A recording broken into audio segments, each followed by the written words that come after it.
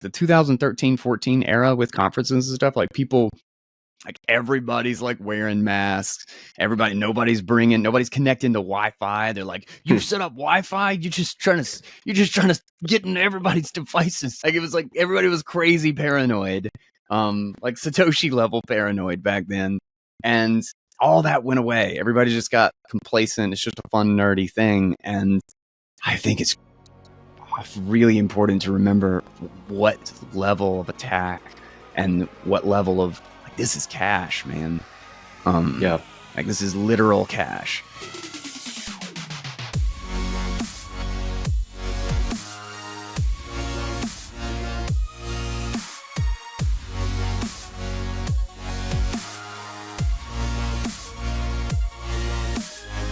What is up, guys? Welcome back to Bitcoin Audible. I am Guy Swan, the guy who has read more about Bitcoin than anybody else you know.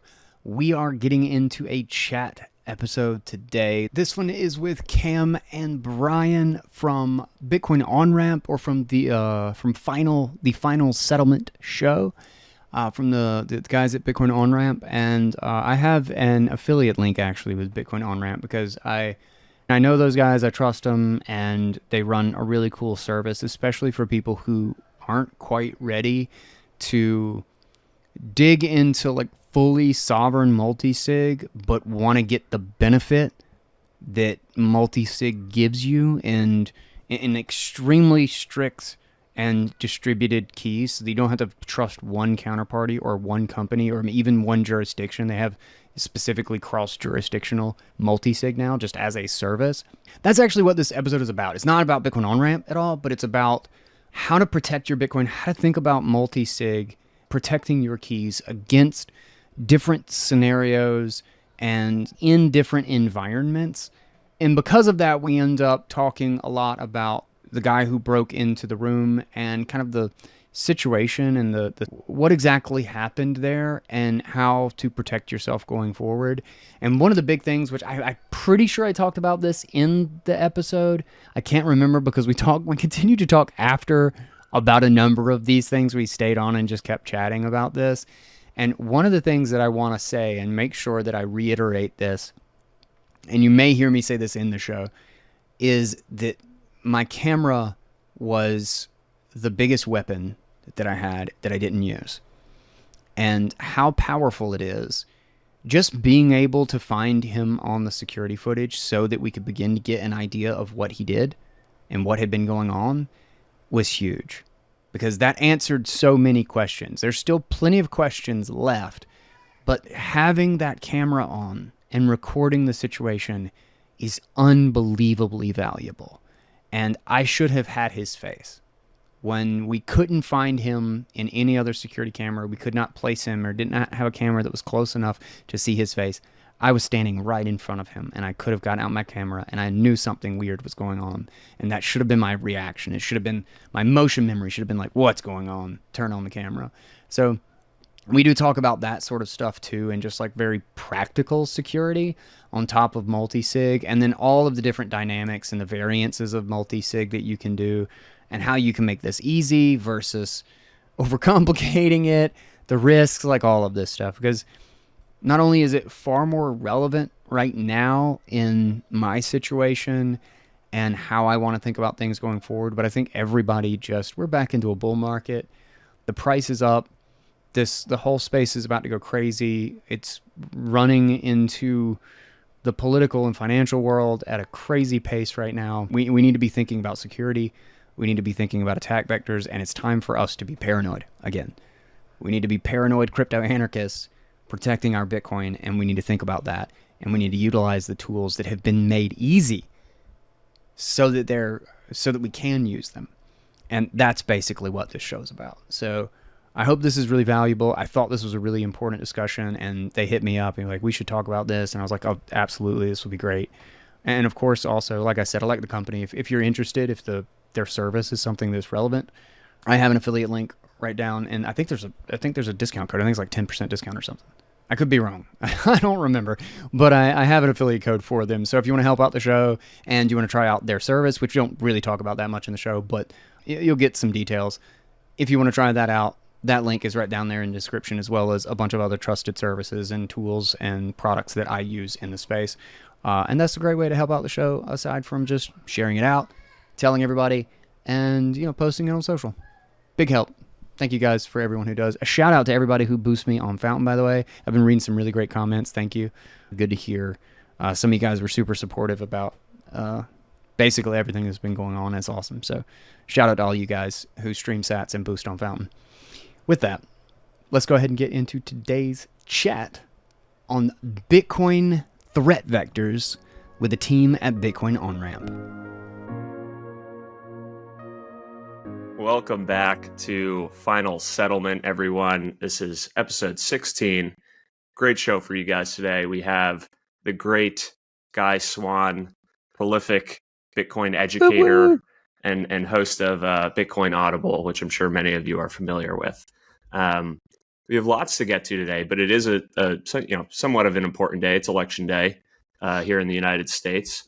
And so Twitter social is going to be so unfun today.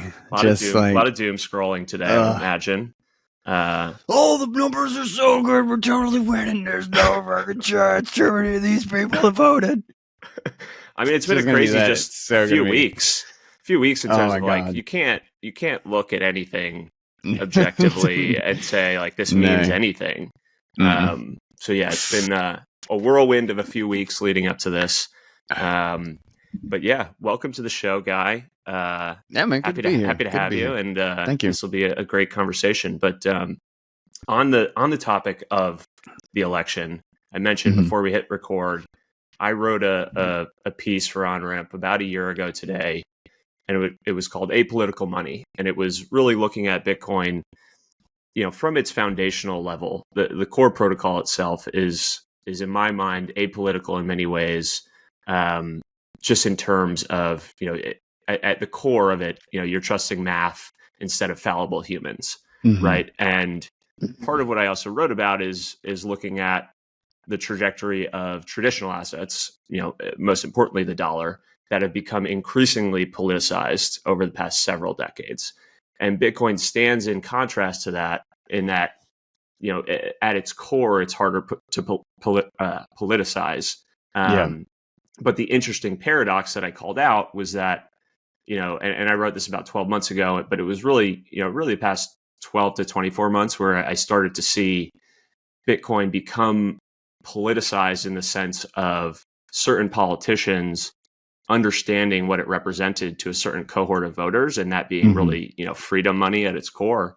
And so, those politicians latching onto it as a talking point, something that they would be willing to vouch for if they think that they could win those votes. So, Guy, I'm very curious to get your thoughts on this concept of Bitcoin being apolitical, but then the very clear trajectory that we've seen of the past year or two, where it's really Bitcoin has shifted the Overton window in some sense, where politicians are talking about this regularly now. Like, I think if we just rewind 4 years, like that seems kind of insane that's where we're at today. Sure.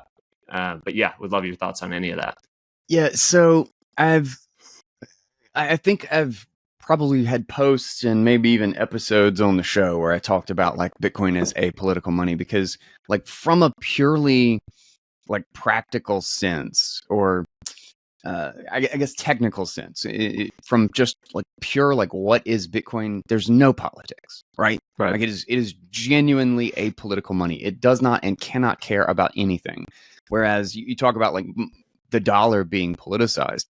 I think it's a great example, because you can see like the dollar is literally being used as a political weapon against people, because it is permissioned and because it is controlled. It can be selectively manipulated for a certain cohort, like so that someone who has the wrong political opinion or lives in the wrong jurisdiction literally does not use the same money.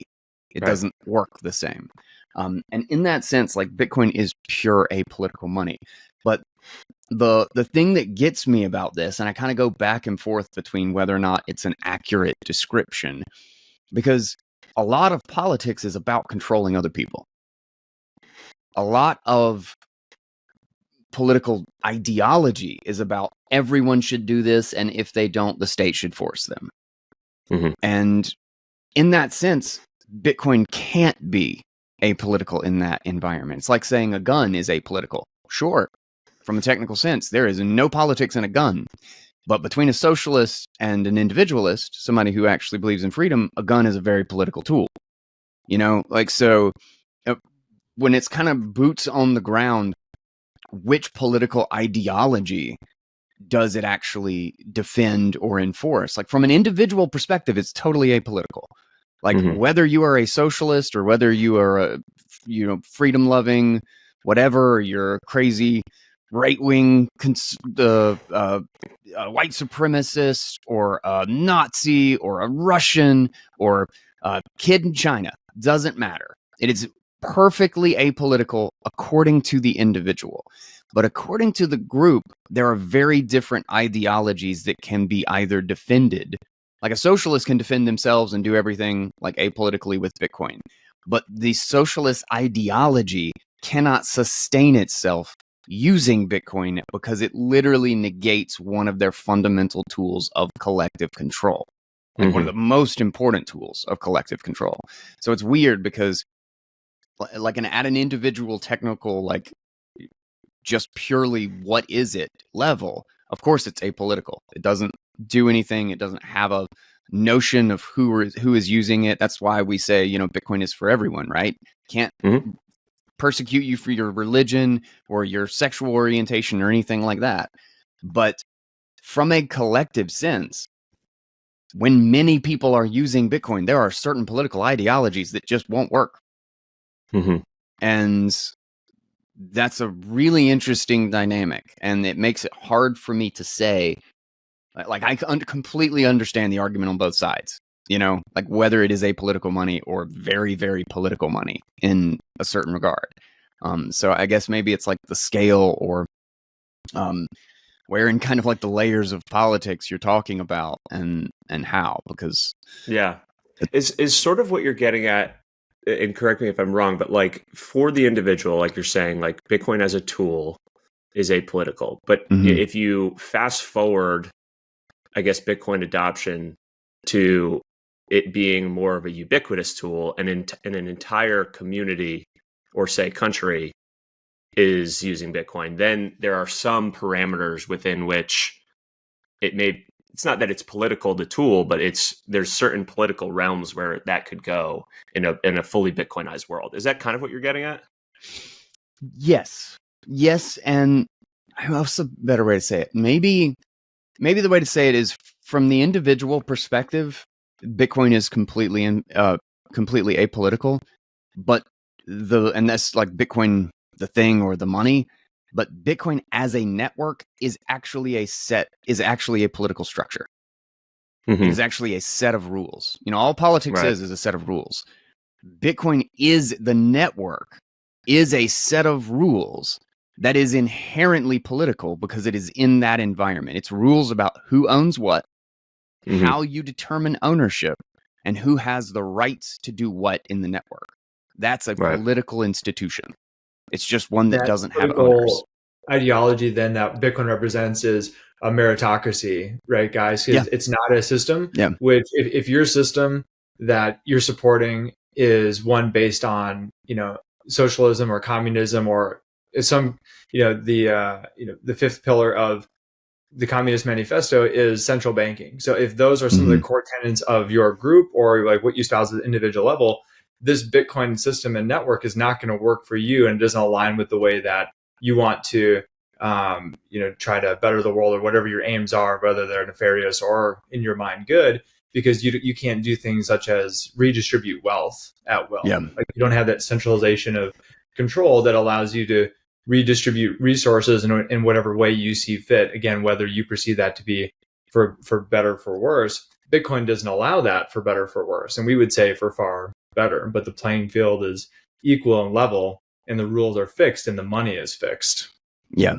It's kind of like everyone is equal before the network, or everyone is equal before the cryptography. Like outside of that, it's your obligation, it's your responsibility to deal with that. But in the context of Bitcoin, it doesn't matter. If you can sign for it, it's yours because the rules are independent of the Like it is a completely unique and completely independent set of property rights.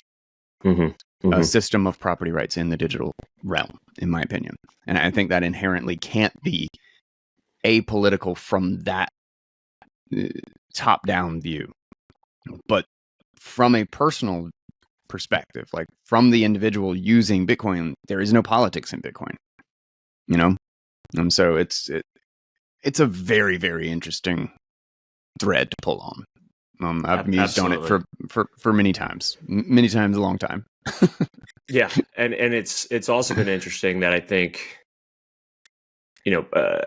something that supports everything that we just walked through is that there's, it's hard to estimate the size of this cohort, but there's a cohort now in America where Bitcoin support for Bitcoin is, these people are single issue voters. And so is that political? Like if this is the only thing a certain a growing cohort of the country cares about, then it's entered the political realm in the sense of the existing parties, the existing political infrastructure needs to now consider this thing. And so that's just been a fascinating thing to watch play out. Certainly makes it politically important. Yes. It certainly puts it on the political playing field. It's a ball in play. That's for sure. And it's funny to me, I was thinking about this morning, like I would say over the summer, after Nashville, I think there was sort of the expectation that the game theory we all like to talk about would play out and ensue. And I don't think we really saw that to the extent that maybe people expected to back then, in terms of the Democrats, trying to match Trump's favor and excitement about the Bitcoin, the Bitcoin community and reaching that now single issue voting block. I would actually say the game theory did play out. I would say the game theory did play out, but it played out with them shutting down their attacks of it. Like they're just like, shut up, stop talking about it. Right. Because just we can't look like the opposite of this. It is the game theory playing out, but it's not the game theory that many assumed of them. Like, oh well, we're just going to try to go harder. They're not trying to outcompete Trump. They're just trying to not look like the thing that makes Trump look good. Yes. So that's because fair. They don't like it and they don't want to like it, but they can't say anything bad about it because now they know what that means and what that's going to look like when you're holding it up. Which one of these pictures, right. Exactly. When you're making that comparison. No, that's a great point. But another sort of a transition to, you mentioned this. There are many very unique attributes of Bitcoin. I think one of them that is worth talking about is, this is a digital bearer instrument, and that just really hasn't existed ever in human history. And so I think as a species, we are still grappling with and learning to understand what we do with that type of asset, right? It's been 15, 16 years. We have hardware devices. We have third-party custodians. Oh, wow. We just hit 16 years, didn't we? Yeah. Yeah. Well, since the white paper, 16 on January 3rd. But that's a relatively short period of time in terms of Bitcoin's learning to drive. technological adoption. Like that's a blip in terms of monetary history, an absolute blip, right? I guess where I'm going with this is, what are your thoughts on Bitcoin's unique nature in this way of how it needs to be secured and stored, and how you've thought about that over the years, and maybe how your thinking has evolved from when you first got into Bitcoin to now, and how you think about securing, your Bitcoin well into the future, handing it off to your kids, their kids. Like, how do you think about that generally, and really compare and contrast it to, anything else anyone could ever hold? It's very different.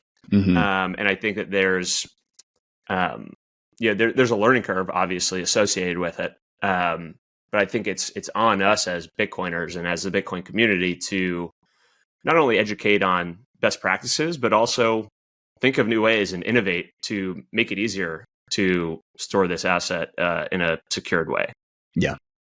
So my feelings have been in the same direction, but they have gotten the conviction on it has gotten much, much deeper the more time has gone on. I don't do anything that's not multisig anymore, almost. Mm-hmm. Like anything on chain, like the only thing that's not multisig, which is actually funny, it is multisig, is Lightning. Lightning is multisig too, so I don't do anything that's not multisig basically, except for like my hottest of hot wallets. It's just like a single key for little day-to-day stuff. But for the things that I am doing spending out of that, I move from a multisig in chunks when I need it, and then back and forth from it. And having a lot of people, like, it's so easy to do the mantra of not your keys, not your coins. And I think it's important to remember that those taglines and the kind of mottos of the space are guidelines. Like, you have to consider the situation. You have to consider the person you're talking to. And I have onboarded a lot of people into Bitcoin over the years, a lot. And it is not easy. It is not easy. So many people are confused. So many people need help. And that journey from like knowing nothing and never having any Bitcoin to genuinely holding your keys in a way that matters is not sit down with them for 10 minutes. Right. Like that's a typically very long journey. To the point that I worry about some people that I've gotten into Bitcoin. Like it stresses me out that I feel like I've put them at risk. And I mean, of course it's not like, my obligation to fix their whole setup and do everything for them and, keep their seed, because that defeats the whole purpose of the seed. But it does feel that way. It doesn't help that like I know the risk and I know what they could do and what they're likely to do. Like my contractor or whatever, I've been slowly working my way towards getting him in a real setup. He's more of a buy on Coinbase and then accidentally buy some shitcoin that Coinbase told him to, and then lose it all because they delisted the shitcoin. And just like real true story. I'm so mad at Coinbase. But God, what a shitty service. Anyway, so I've been trying to figure out how to assist and how to set up somebody's multi-sig to negate lost keys. Because I think since we've started this whole thing, he's lost his phone twice. Just like in construction stuff, dropped it somewhere, crushed it with a board, like that sort of thing. So having a key on the phone as the only thing that secures this, mobile key is not going to work. Got to have a backup. And also, I know people who are extremely messy, totally unorganized, they're going to write it down on a piece of paper. That piece of paper is gone. Right. Like they don't have I know people who live out of their car basically, like when they're working, for weeks at a time. And that person is not going to have a safe place to store a seed. And multi-sig is literally the best possible thing for splitting that up, for getting around all of those limitations. Bust your phone. Okay. Get the new phone, just start up a new key. You don't have to put down the seed. Do a 1 out of 3 of 5 or something, and your phone is just the key. And if you lose it, okay, swap it to a new one. And you have just enough help to get someone over that hump to be able to recover the key, to be able to like, just how do I move this again? How do I do this? Like, oh, don't worry, it's just this, click, click, click, and move it to this new key, send. And I've also, because of that, have gotten really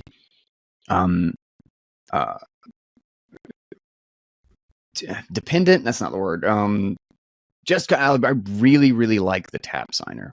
And I know it's not the most secure key device in the world. You can't see what you're signing, so if like your software is malicious, but I mean, if you know what you're doing with your software, you check the signature and you install it, the idea that it's been edited later or something is just extremely unlikely. So you don't see the address with a tap signer like you do with a cold card or Trezor or Bitbox or anything like that. That's the beauty of the ones with a screen. I think you should always have one with a screen in your setup and try to use it whenever you can for that security reason. But tap signer is just something you can stick in your pocket. Like you just have it in your wallet. And people are used to the process. They're used to the mind frame of keeping up with some cards. Right. You know, everybody treats their wallet like people who have bad habits in every other regard know where their wallet is. Right. You know, like, and that's hard to beat. If you can get a hardware wallet in that wallet, you don't have to change their habits. You don't have to make them understand. They know this is the thing that lets me pay. They know all of the setups. They have all of the right mental frame, all of the habits that are important to keep up with that. Mm-hmm. And if you do that with multisig, keep this one in the one spot at home where you keep something important. Keep this one in your wallet. This one's on your phone. You can negate so many problems. You can negate so many possibilities of theft, of losing a device, of having your house burned down and not having your stuff, losing those keys. Like, it's extremely useful. And the really crazy thing about it is that it's something that you can't do with anything else. Mm-hmm. There is nothing. There is no financial instrument or tool of any sort that actually has that property except for Bitcoin, which is mind-boggling. And it is one of the most underutilized tools in the toolbox, and increasingly, I think it's one of the most important. And we totally agree. Go figure. Right? I would have assumed you guys did. Yeah, it's not an unintentional advertisement for Onramp or anything. But no, you said a few really important things in there. The first being, there's not like a one size fits all for Bitcoin custody, right? Like there are different use cases. There's different risk tolerances, and you know there's merit to saying I'm going to diversify my custody setups. You know, I have a different wallet for different use cases, different setup for different use cases, and much of what we're trying to do at Onramp is say to another one of your points, like multisig is the best. So let's open up the accessibility of this thing called multisig in a way that hasn't been done previously, in the sense that yes, Coinbase, may use multisig for their cold storage, but they hold all the keys. So it's kind of irrelevant in terms of the actual risk mitigation of reducing that counterparty risk. And so our whole idea is let's distribute the keys to multiple institutions and reduce that barrier to entry to someone, to an individual or an institution getting the best form of custody, i.e. multisig. Let's reduce that barrier to entry meaningfully. And Cam, I'm curious your thoughts on this, because another thing Guy said in there was that sometimes he worries about the people that he's onboarded. And I know I've heard that from you in the past, because you've onboarded billions of dollars to multisig in particular, other flavors of multisig. But curious your thoughts on any of that in terms of the evolution of custody, different models, different use cases, all of that. It's certainly still a difficult problem that we're grappling with, right, Guy? Because I've been using multisig actually since I met you in 2019, and I got some great advice from Matt and Marty when I was listening to TFTC, and started using Casa at the time, and then later worked for Unchained, and now with Onramp, of course, I've been focused on it for a long time. And like you, I'm fascinated by it because it's never existed before. It is so powerful. You can have multiple keys that secure this asset. You can sign asynchronously, different parts of the planet with different people signing. It's so cool. It's like a James Bond technology that Q developed in the lab that's in the real world, and we get to use it now.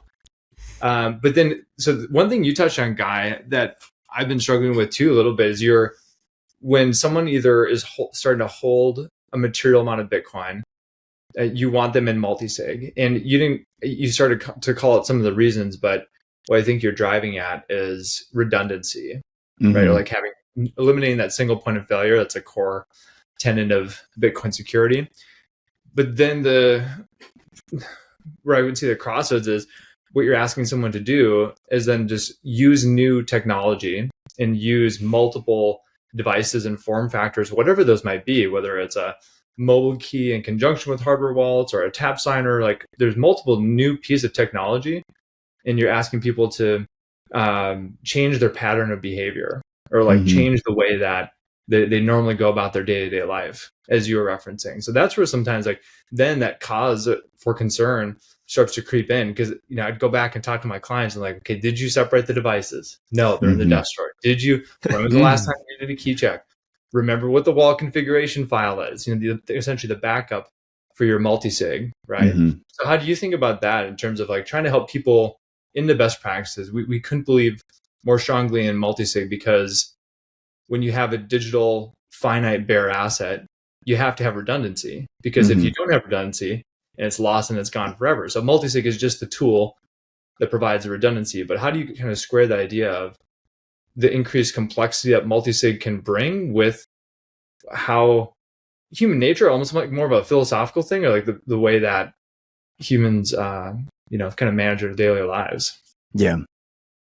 Well, the multisig backup is the big thing for the wallet configuration, because, you use the exact same keys. You can technically, not going to, like, if depending on like what wallet you're using, a lot of times it will just generate the exact same one because it's got like a default configuration.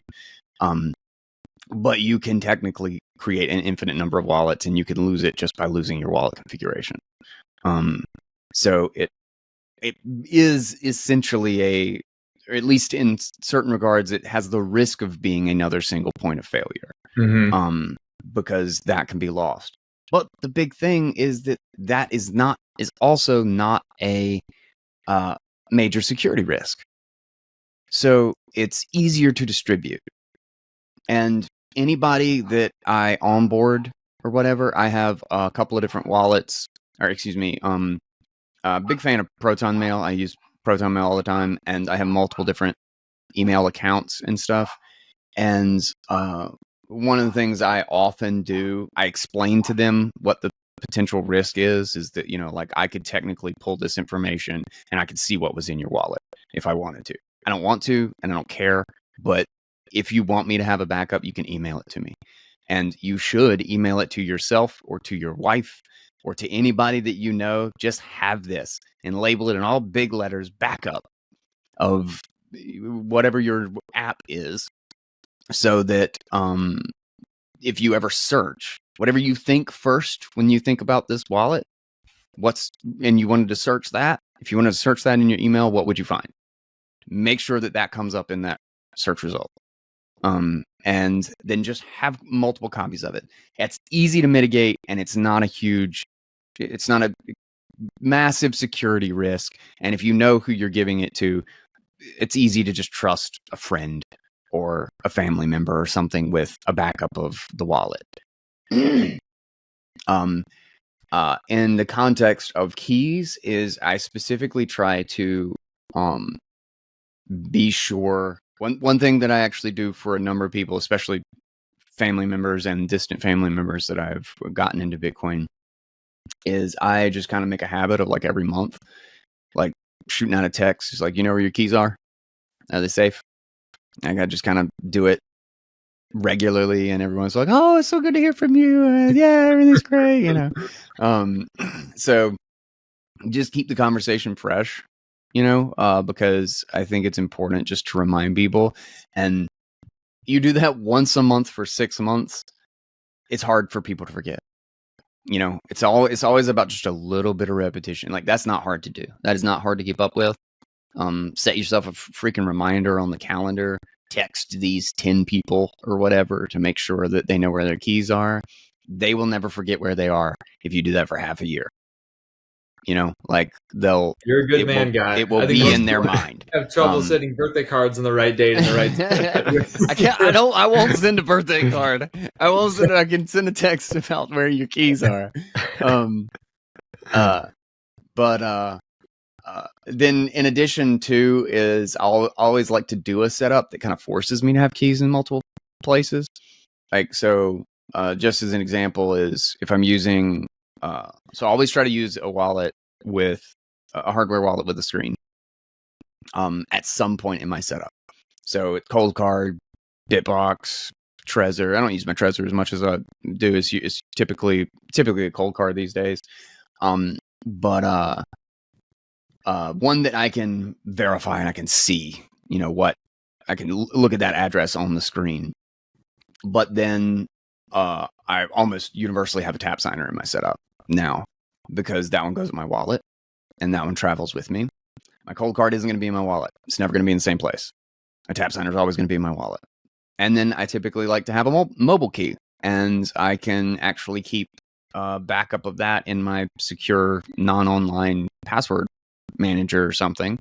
So I can treat that key a little bit looser and more easily recover that. And I can put that in an encrypted blob on a storage service or something, just as a backup drive for those things. And I can recover that if I lose my computer or my phone or something like that. And again, it's one of three. So like if I think that's been compromised, easy to swap out. And I also don't have to keep up with paper backup for that one if I don't want to. One thing I really wish was more standard, though, because I would love this option, is for Miniscript to be like far more ubiquitous or easy to work with, I guess. And I think there's it's not, I always think it's Poseidon. There's a wallet Anchor wallet. Anchor, I think, is one of the few that has started to implement this, but I love the idea of cascading keys. I would love to have a 6-month time lock where if I don't have any of the keys, my Cold Card can just sign. But I have to wait 6 months for the transaction to go through, so that I can always just boot up the wallet, look, and if somehow one of those keys got compromised and somebody sent a transaction in that time, I can still use 2 keys and be like, do somebody hacked my phone or whatever, and I can react to it. But in the case where I do lose my tap signer and my phone and I don't know, I lose a whole bunch of things at once. The way the setup is for like this is like my day-to-day wallet that I do like a setup like this. So I feel pretty secure in it. But if I did lose it, I would love to have that. I only need the Cold Card. It's just going to take me 6 months to get my funds as a backup. That would be a wonderful setup. Another thing that specifically Bitcoin can do that you cannot do with any other asset in the world, and I would love to be able to take more advantage of that. The only problem with doing that for other people, I guess unless you just keep it as dirt simple as possible, like one key will unlock this in 6 months, is it becomes a little bit difficult to intuitively understand, the risk and what to look for. And if they saw a transaction, oh my God, what's happening? Like if one of their keys got stolen, granted they have 6 months to sort it out, so they would probably just call me. But I might not be there, I might not be accessible. I might not be around. Who knows? So not everybody has a guy. Not everybody has a guy. But part of the reason we wanted to have this conversation is you put out a tweet a few days ago. You're in Lugano for the Plan B conference, and you said, we face the truth many Bitcoiners overlook: being a target is real. A man broke into our hotel room, likely seeking valuable assets Bitcoiners often carry. This is more than a story of vigilance. It's a call for every Bitcoiner to recognize the stakes. So, in as few or as many details as you are willing to share, would love to hear what happened in Lugano and what were some learnings and takeaways and things that the audience should recognize about what occurred. Yeah, well, if you want the really long version, I did a guy's take on it. So we'll link to that in the show notes. Yeah, that'd be great. Thank you. I tried to do it while it was fresh, like right when I got home, to just try to get out as many details as possible. Like I was thinking about it like a police report or something, right? Because I didn't file one yet. I probably should, but we couldn't find the. We were so rushed to get to the train station. We were like back to back that morning getting out of there. And honestly, I don't feel like it's going to do any good. But I don't know if it's important to have that record. I can't convince myself why it's like super important to have a police record right now, but I feel like it would be stupid to run into a situation where I needed it and not have it. But anyway, that's beside the point. So it was the night of the first day of the conference. So we'd been there for 2 nights and did the first day conference, and we were supposed to have a speaker's dinner that night. So my brother and I were supposed to be there, and it was supposed to be like from, I think it was like 9 to 10:30 or something like that at night. And we went with a mechanic and I don't know, somebody else. We were hanging out with friends and got there, and then we were like, and they were still doing the drone show, and we're like, we're going to skip this. We're just going to do the drone show and then call it for the night. I'm a dad. I'm lazy. I just want to kick it easy and like go back and like watch some bullshit for a little while and go to sleep, right? And especially I was emceeing the next day, so I was going to be on my feet all day. And go over, watch the drone show. It was great. We come back. And as we come up, it takes about 2 minutes to get from the front door up to our room. We're at the very, very end of the hall on the 2nd floor.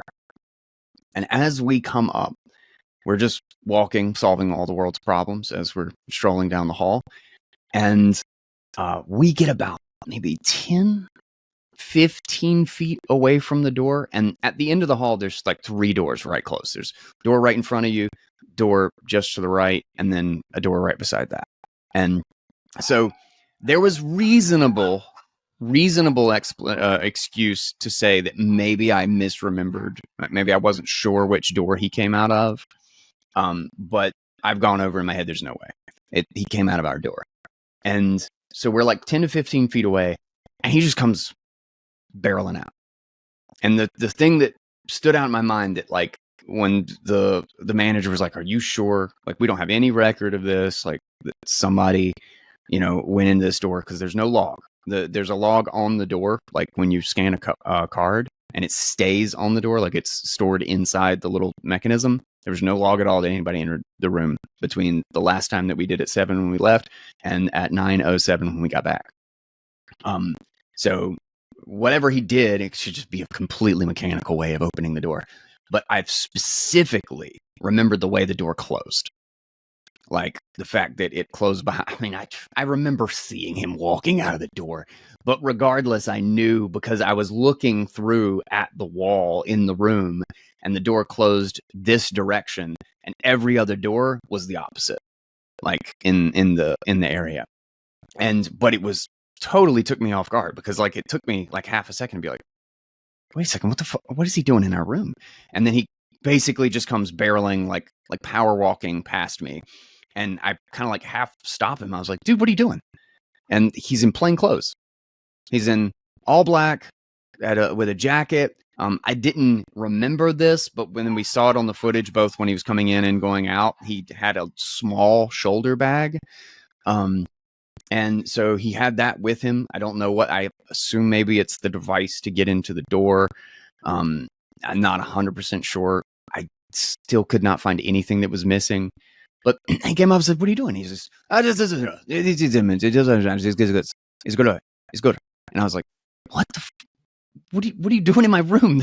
What are you talking about? This, like, you got to speak some English here, right? Like, what are you doing in my room? And he's like, water, it's fine. And he's like, just pushing past me. And we turn around and start walking. My brother didn't see him exit the room, but he's like, why is this guy so weird? Like, and I'm saying, why did you enter our room? Mm-hmm. And so we walk him behind him down the hall about halfway, and he turns around. He's just like dismissive, trying to pretend he doesn't speak English, or maybe he didn't speak English. I don't know, but I assume it's just a defensive mechanism.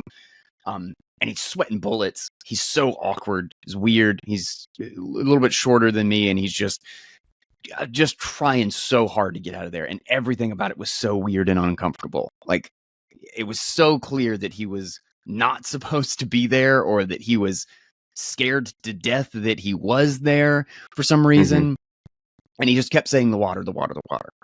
And then our immediate so stupid. I still just can't believe that I didn't just follow him down, but it was still registering that someone had broke into our room, you know?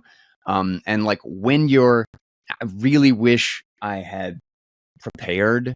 You know, there was this era, and I talked to Giacomo about this. There's this kind of era of Bitcoin at the very beginning where everybody was like crazy paranoid and everybody was going overboard. And then we've just kind of gotten complacent because like not much has happened, you know, during the years and like 2 hype cycles since the 2013, but like the 2013-14 era with conferences and stuff, like people, like everybody's like wearing masks.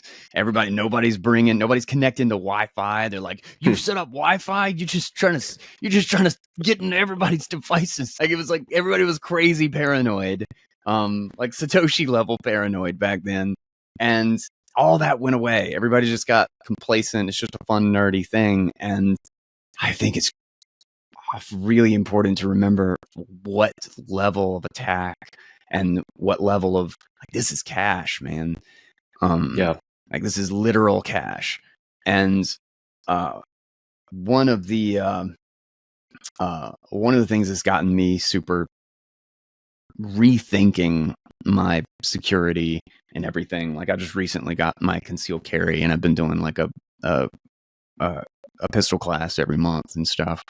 Because I feel like I've really let that not get the attention that it deserves, for just like personal protection and stuff at home.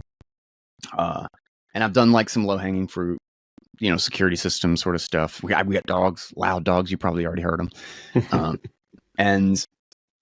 But there was Lop talks about this a lot, and he was actually very conveniently there, and we had a long conversation a couple times about this.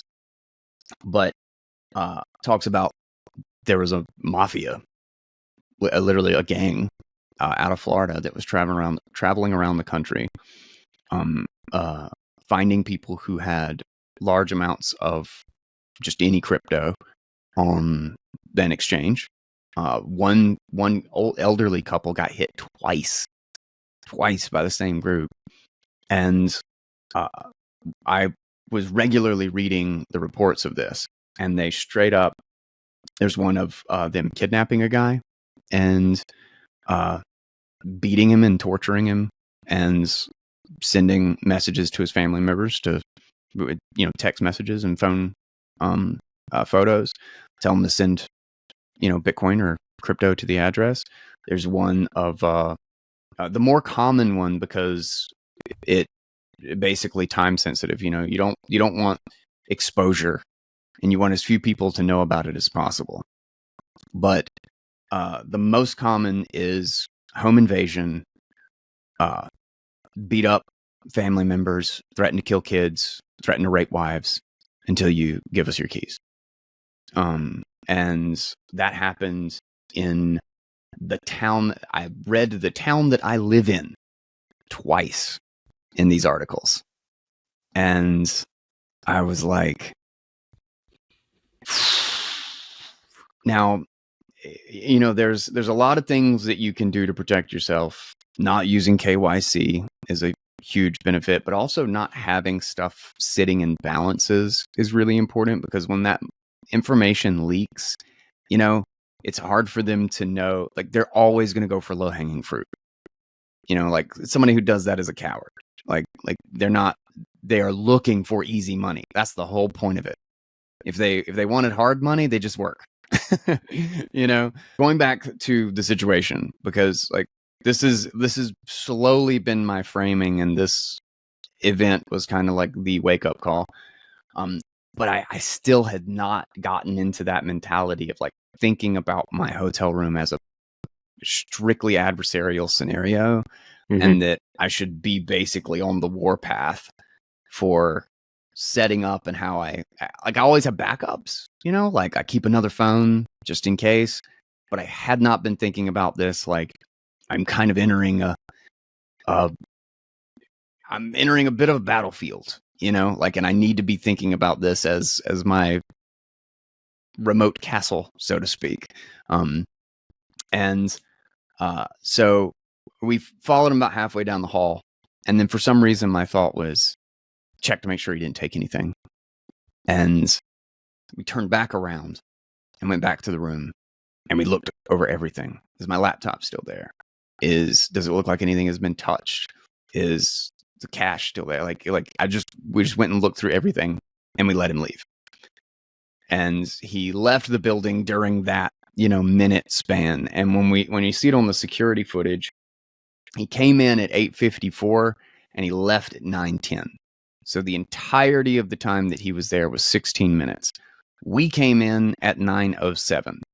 So basically the largest span of time possible if he went beeline up to my room because he saw Guy Swan on the list or got information from an employee or something like that. So if I was specifically targeted, which still doesn't make a lot of sense to me.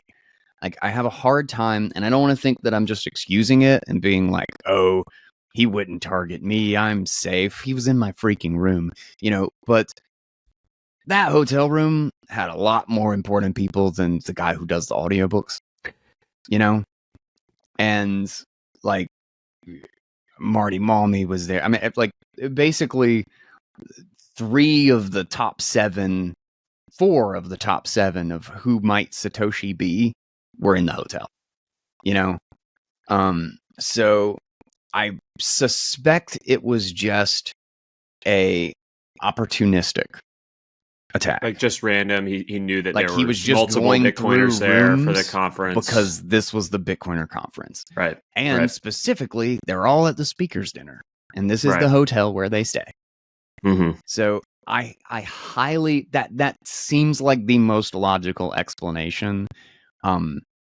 And if I was specifically targeted, I also just don't know.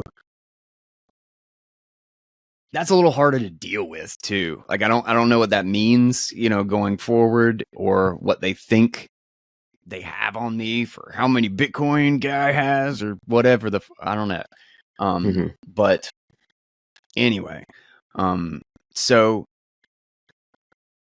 after a couple of minutes, realizing that nothing was gone, nothing appeared moved, like maybe he was only in the room for a couple of minutes, I don't know. We realized that, or it just like kind of popped in our heads, and we're like, wait a second, he said the water. And we had actually had the spigot on the bottom was super hard to cut off. And while it was wet, it was actually hard to get completely off, and it would start leaking. And we know the maids had come in and cleaned the place or whatever, and twice we had come back and the spigot was leaking. And so we're like, well, hold on a second, maybe the maid saw this and this was like a maintenance guy just checking before he left at night or something. And so we kind of had this like real dumb, not very good excuse for it, and shrugged it off for a lot too long. We shrugged it off for too long, and we sat and just kind of pretended nothing happened, and just were going about our normal night. And then my brother took a shower, and I was sitting there, and apparently both of us were separately thinking about it and being like, man, that shit don't make sense. None of that makes sense. It was 9:10. He is in plain clothes. This hotel would fire somebody for going into plain clothes in somebody's room, Like, this is a nice hotel. This is the nicest hotel I've ever been in. And then he got out and he's like, dude, I think we should go tell somebody. And I was like, yeah, we totally should go tell somebody. I don't know what the fuck we're doing. Like, why this took us this long to figure this out. And so we go downstairs, report, talk to the manager, and we ended up meeting them again the next morning. They looked at maintenance records. Nobody was on. Everybody left at 6 o'clock. Definitely not a maintenance guy. And then that's when they checked the log for the door, and there's no indication that anybody opened the door. And he was like, you sure it wasn't the wrong door? You misremembered or whatever? I was like, no, that's not. That's not what it is. I get that you're confident about your doors, but that's just not what happened. And I ended up talking to somebody randomly in the bathroom. There was 2 guys talking about DEF CON, and like all these like crazy security things. And I can't remember exactly what was said. You hear somebody talking about something in the bathroom. You don't know if they don't know what they're talking about. But I do know enough to know to be able to spot whether or not somebody else is full of crap most of the time. I've read a few things, and something about something that one of the guys said, I was like, oh, okay, yeah, so he knows what he's talking about. And I actually stopped them coming out of the bathroom, and I was like, let me give you a scenario. And I gave him the rundown, and he was like, well, it all depends on your actor. Like who is the threat? Is this a state? Is this, CIA? Is this just a opportunistic thief? But I would be rolling every key that I have, every single one of them. I would just be assuming, no matter what, that you're screwed, and you just need to change everything. And then I was like, well, he was in a hurry, and there was no indication that he touched my laptop. And then he was like, wait, this was real? Like he literally thought I was just coming up with a scenario. And so the conversation got more interesting after that. And that's what I've been doing, but oh my God, that's a job. Oh my God. I had to do this recently with the LastPass hack, which I know like I have a really secure password, but if that's out there, I have to assume at some point somebody's going to break it. That took like 2 months to swap out all this stupid crap. I guess there's like 50 that are important, like that are really critical, but I don't like it leaving anything exposed, because there's a lot of roundabout ways that somebody can get back to something. But yeah, so we got him on video coming up at 8:54. Got him on video leaving. The only thing, I was talking to a couple of people, and they were like, well, that's unacceptable. I'm not going to stay at that hotel again. And I'm like, it's a hotel.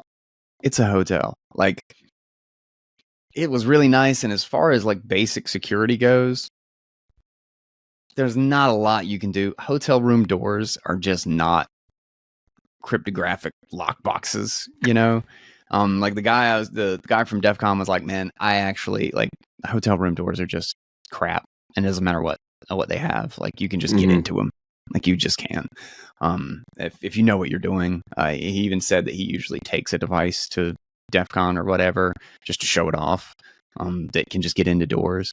And then we also looked and we tested a bunch of things. One of the things that we did, and which I will do, because somebody actually had an interesting point, is maybe he was picking something up. Maybe he had a Wi-Fi device in there and he was getting it because that was his opportunity to see, who connected to it. Because, he had a small bag. But we looked for something that was planted. We looked like, okay, like, and we tore that whole place apart. Looked under mattresses, looked in the weird little cubbies behind drawers and the little desk thing. Looked behind the wall piece that the TV was hanging on, because my thinking is, low hanging fruit, very easy to implement, because like I know how to do it. And high likelihood of just a lot of optionality is drop a man in the middle Wi-Fi.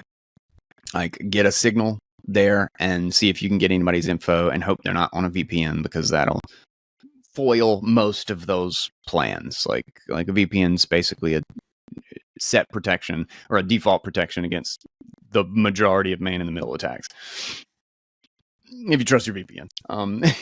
Right. But could not find anything. Again, there was no visual indication that he had touched my laptop, and it was over in the corner on the floor next to the bed. So it makes more sense that he was probably going through all of my brother's stuff first if he was making his way around the room. And in the context of how long he had been in the room, maybe he was just on the second floor and he went to the end of the hall because that was the one that nobody was going to have traffic. Like literally just go to the end of the hall and start. Maybe we were the second door because we're the second door on the hall. Maybe he had just gotten into our room. Clearly caught him in the middle. you know? The other thing that stood out to me is that he didn't have a lookout. He wasn't working, like, as far as sophistication goes, sure, it could have been Mossad or CIA or whatever, but then they just hired a dummy on Fiverr, you know, to break into the room. And they certainly weren't helping him, because they would have known way before. We would have just passed him on the stairs. You know, like I said, it's like a 2-minute trip to get up to the end of that hall. He left the room because he heard us. Like, either that or he was doing something that took 2 minutes to clean up and, you know, be done with, which that seems less likely. You wouldn't even want to get into something that involved, I feel like, at this sort of an attack. It just makes a lot more sense that he was just working alone. He came up by himself on the security tapes. Going back to the hotel, though, I don't really fault the hotel that much. The one thing that I really wish they had done is think about their security camera positioning. Everything was super far away, and they did not have a single, like, on the door. Just point one at the door. Just point one right at the door, so you could see the hall, so but we not can see a the door face specifically. There was nothing inside, like, for the sake of privacy. They don't have anything on the hallways, but they have the entries and exits and lobby and reception and that sort of thing. Gotcha. And so, and they were pointing at both the sidewalks and stuff outside. Really big, high cameras pointing down. So you can see him, and I recognized him. Because the manager was like, we didn't see anybody who fit the description or whatever. I was like, can I look at it? Please, can I look at it? And he was like, he fought with me a little bit, but he was like, yeah, you can see it. And we found him really quickly. Like, I was immediately like, that is the guy. And he specifically was running away when he left. Like, he was like like he's doing this like little hop thing. So he was running away. He got caught, you know?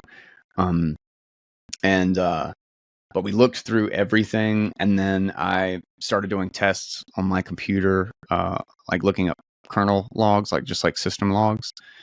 And so my computer was not off. It was not powered off, but it was closed and asleep. So it was like the basic lock. Like, you had to have a password to get back into it. But my question is, you know, do logs take when it's asleep? Like, how does that work? I honestly didn't know. So I started doing tests. Like, can I plug something into this computer without triggering system logs? And while it's asleep and closed, it produces nothing. Like, no logs whatsoever. I did it for like 10 minutes on the train. And for the entire 10-minute span, there's zero entries. I plugged in I did it again, put it to sleep. Plugged in a USB extension, like adapter thing with a bunch of ports on it, hub, and like 18,000 system logs, like just a crap ton of system logs while it was asleep. And then I was like, okay, what's the dumbest thing I have? And I have a very, very crappy USB cable. Like, so one that doesn't have like a full computer in it. I'm sure it's got like little chips and stuff in the head or whatever, but it's a very, very basic charge cable. Plug that in like that. There's like 1,000 logs, like port IO, boot logs, kernel logs, like you name it. Even like a notifications log. Like, you plug anything even slightly into this computer while it's asleep, and it is doing a million things. So checked the log for the 16 minutes between him on the camera entering and leaving. Nothing at all. And I also specifically went around, like, spent a long time trying to figure out how to delete logs, and you cannot do it without a root password, at least in a very naive sense on the computer. So it seems unlikely, unless I got Pegasus and, you know, like the freaking CIA is after my Bitcoin or my computer or everybody. You're probably all infected. You're all screwed now. But unless I got hit with that, there is just no indication that he got to my computer. I am still treating it as if he did, because I don't know deeply enough about the topic to really say confidently. But there's at least no evidence that I can find in the basic knowledge that I have of that level of communication. But then I think, if it was Pegasus or something, why do you have to send a guy to my room? All you need is my phone number and my Apple ID. Right. Like if you've got a back door to the Apple servers, you got all my crap. You don't need my hotel room. Why do you need to go to Switzerland or pay somebody to do it? But yeah, it was basically 2 days of just trying to explain the situation. I wish so bad, and I will have this forever. Every time I am in a hotel room, especially at a Bitcoin conference, I may very well have a travel computer now with me. I probably won't bring this thing, and I'm still even considering just buying a new one and trading this in and just wiping it just for the hell of it. I bought a kit, and the first thing I did when I got home was I took it apart, opened it up, make sure there wasn't anything planted in, simple little microphone, could do a keylogger, just listen to the keys. Nothing, no indication there either. And he could have opened it. It only actually took me about a minute and a half after I knew exactly what I was doing, because you have to do a funny thing to get the base off. But if I had practiced it, I easily could have gotten in a minute and a half tops. But I'm going to have a camera in my hotel room. One that is inconspicuous and remotely accessible, saving information somewhere. In fact, I may develop my own app that runs on the Pair Stack or whatever, so it will just record back home or something by default, and just cycle it over for the last 5 minutes worth of footage until there's motion or something. And there's a couple of simple little open source things for motion detection on a camera that you can do with a smartphone these days. I think even Edward Snowden, they built a app called or OS maybe. I don't remember. I think maybe it's an app, but it's called Haven or something. I could be wrong on that. It's been a long time since I'd thought about it until very recently.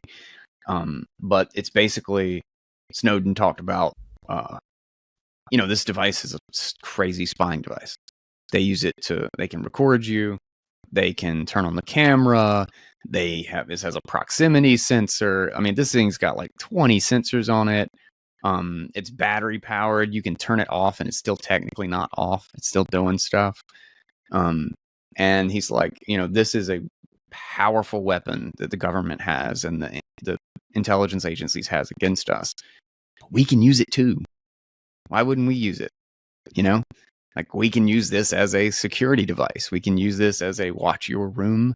And this is the best security camera you're ever going to be able to buy, So that's kind of the idea of that app. But I'll probably use something like that. But for the next time I travel, I'm going to have something. I'm going to be absolutely thinking about a lot more seriously about my devices and keys. And man, if there was ever a day that I felt better having everything set up on multisig. Right. Because I at least knew that even with total access to my computer, they'd have to be playing the long game.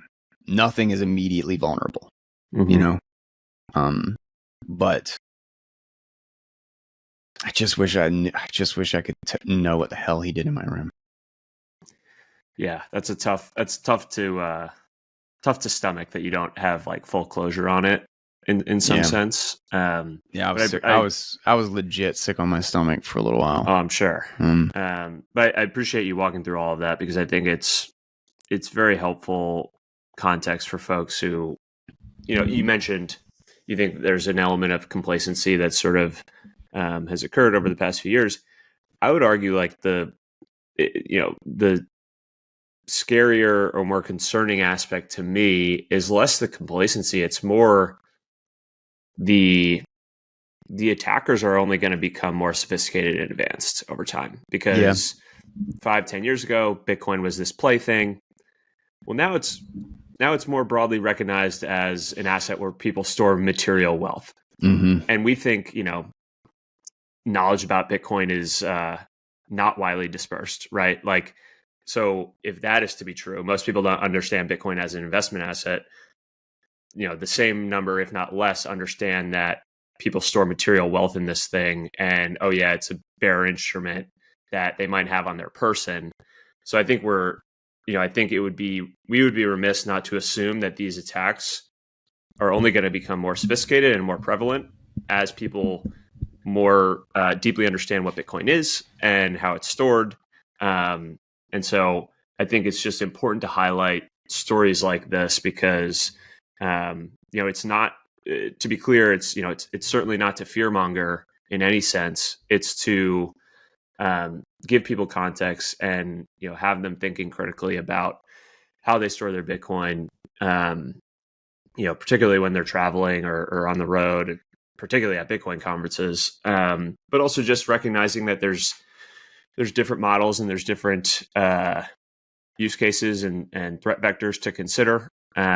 And so, we just really appreciate you walking through all of that, because I think it's something that people do need to think more critically about. Yeah, I feel like it doesn't do any good. I guess I'm an extrovert too, so I'm more likely to just blab about it anyway. But it also seems like it's of no value for that to happen and then not tell people about it, because like, what do you learn from it? Like, and in in the context of is he fear mongering? It's like, no, just like that shit 100% happened. Like, it's not a fear monger. I'm just telling you what happened. Like, you can be afraid or not based on how likely you feel like you're going to be attacked. I'm a very prominent person in the space, or like outward person in the space. Like, people could listen to my show and probably be like, all right, well, his house has doesn't have a garage, and it's got this, and this is how many hardware wallets he has. That's actually somebody was posting that on it's UTXO posted on Nostr. It said the burglar listening to Kai Swan's episode as he lists all of his hardware wallets, and it's the picture of Mark Cuban, like, oh, okay, let me write that down here. But I was like, yeah, good luck if he wants to break in and find all my hardware wallets. There's a security through obscurity, but then there's also security through sheer number. Like that's the cryptography trick, right? Is that if your number's too big to guess, well, if they come in and get all of my hardware wallets, it will take them 6 months to figure out what combination of what hardware wallets actually make something that might have some Bitcoin on it, because I have way too many hardware wallets.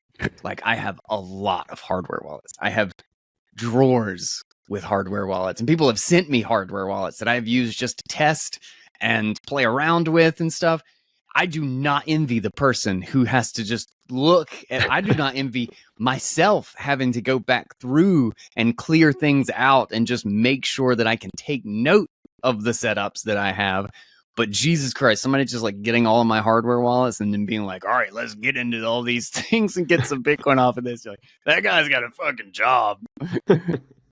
Yeah, that would be an unenviable task. Well, we're a little over an hour here. I want to be respectful of your time, Guy. This was super helpful. Cam, did you have any other thoughts you wanted to get out, or any other questions for Guy before we wrap?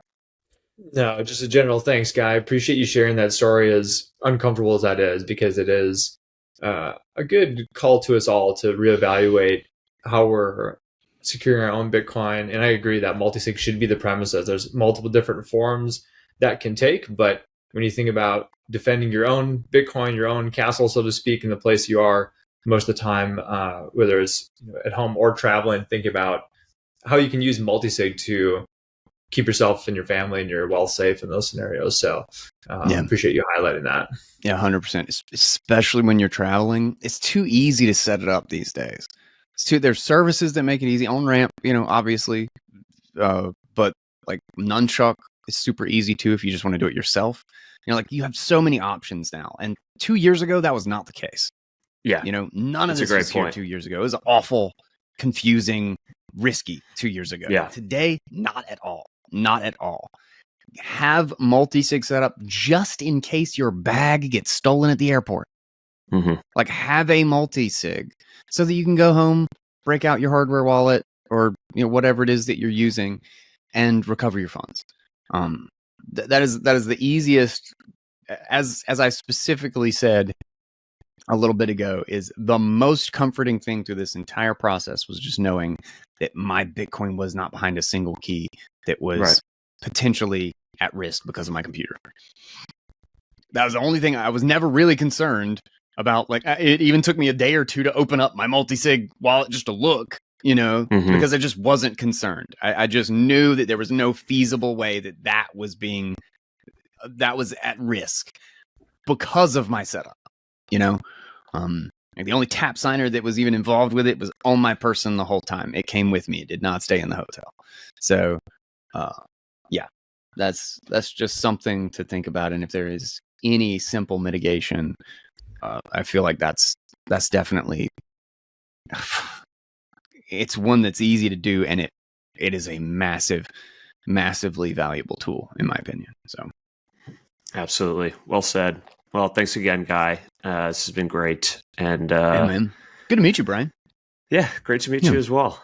Been a fan for a long time, and you provide an immense amount of important Bitcoin education, which is something that at Onramp we're very focused on as well since day one. You can't run a Bitcoin company without being y'all an got a education really company good first. I was about to say, y'all got like a really good Bitcoin intro thing that I've been through, don't y'all? Where is that one? Yeah, we have a fundamental series, which goes through some basic core concepts in a pretty concise manner. I should link to that one.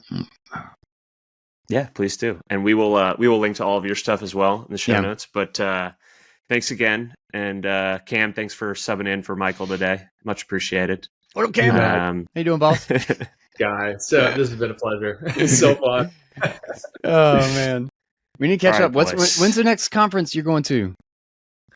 I'm going to the one here in Dallas coming up in a couple of weeks. That Lee Bratcher and the Texas Blockchain Council. Yeah, no, I'm not going to that one. Blockchain Summit. Well, hit me up. We'll coordinate. We need to hang out again. It's been too long. Hell yeah! All right, guys. Thanks, boys. Thank you. Yeah, guys. Bye. Appreciate it. Later. All right, I hope you enjoyed that show. I think there's a lot of valuable information in there, and really I cannot stress enough separating your keys and getting a camera, having some sort of defensive recording of every situation. Even if you are just recording, it has such a tendency, especially with the police, just inform them that that's what's happening. It's not just a way to be like, oh, I'm filming you, don't do anything. It literally puts everyone in a position of someone else is going to look at this. I need to make sure I am behaving. It is literally for both of your safety. And that is something that I think we're always talking about a lot of different things in threat vectors and how to protect Bitcoin and stuff. But remember, protecting Bitcoin is really about protecting yourself. It's about protecting your home, your family, yourself, your money. It is all encompassing. If you are at risk, your Bitcoin are at risk as well. So think about that. As I said before, there was a quote that I don't remember where it was from, but it stuck with me because I thought it was a really interesting way to put it, or an interesting perspective to think about. Was it's not as hard as a lot of people think to get a lot of wealth or to make a lot of money at some point in their life. Usually what happens is that they then make bad decisions or don't know how to protect it or keep it. The larger problem is to sustain wealth, and that is where most people go wrong. And when we're moving into a Bitcoin world, when we're moving into a sound money world where you can't just indebt yourself into ownership of everything, and capital is real and it has real prices, it's going to make a whole lot more sense to make sure that you have insurance. Insurance on your home safety, insurance. And I don't mean this like you purchase an insurance policy. I mean a security camera. You know how to use a gun. You know how to protect yourself and your family. You are trained with it. You have a dog. You have multisig with your keys, that you do all of the easy and first steps needed in order to protect yourself and your situation. So I hope this is a help, and this will be something that we will increasingly talk about on the show, because this has been a focus of mine for probably about the last 6 months to a year, more and more. So I'll be sharing more like what I'm doing, and I hope this is valuable to you guys, and I hope it's a little bit of a wake-up call that we can learn from my mistake, and also from something that I really got really lucky, I feel like, or at least so far, knock on wood. So we'll see. I'll keep you up to date. Don't forget to subscribe. Don't forget to share the show out. Anything you want to do to support, please check out our affiliate links. Like I said, share the show, stream sats, boost on fountains. Shout out to all the guys who do. Thank you so much. It really does mean a lot. And like now that like so much of this stuff is like straight up into my Albi, it has been so cool to see, just be able to open up my main Lightning wallet, and I'm just like looking through my zaps and the comments, and I got a couple about the One Small Catch for Mankind video of the launch of the Heavy Booster and Starship with SpaceX. It's just really cool. It's really cool. So check out those. And in fact, I should probably do a video on that. So keep an eye out for YouTube. I'll do a video on Albi Hub, how it works, and how just freaking awesome it is to have a non-custodial wallet with a Lightning address through Albi Hub that you can plug into all your services into Nostr, and you can get zapped straight to it. It's awesome.